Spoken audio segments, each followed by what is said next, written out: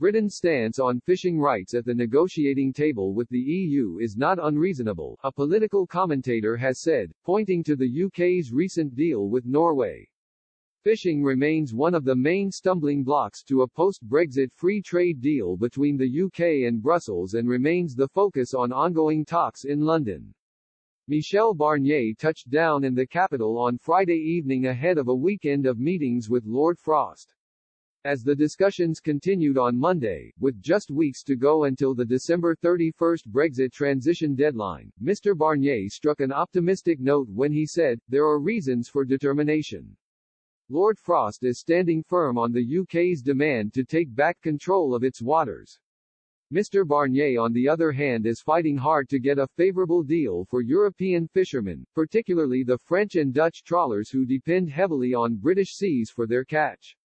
Political commentator Anna Bailey said the UK's recent fishing deal with Norway is a typical example of how two sovereign states can come to a fair agreement.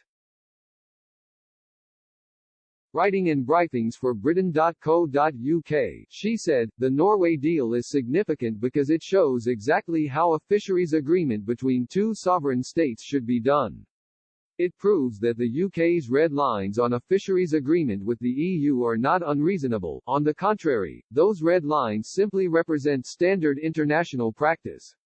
The EU, in contrast, is demanding an arrangement the like of which does not exist anywhere in the modern world, one that holds free trade hostage to payment in natural resources." In September, London and Oslo signed the Fisheries Framework Agreement, under which both sides have pledged to hold annual negotiations on the issues of access to waters and quotas.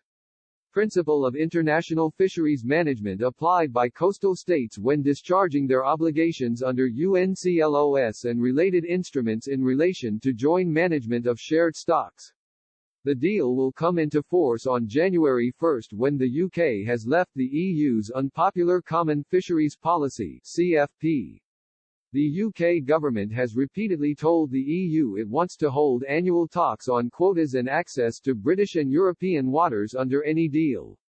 Lord Frost has said the zonal attachment system, which works out shares based on the percentage of fish species in each exclusive economic zone (EEZ), is the way to go.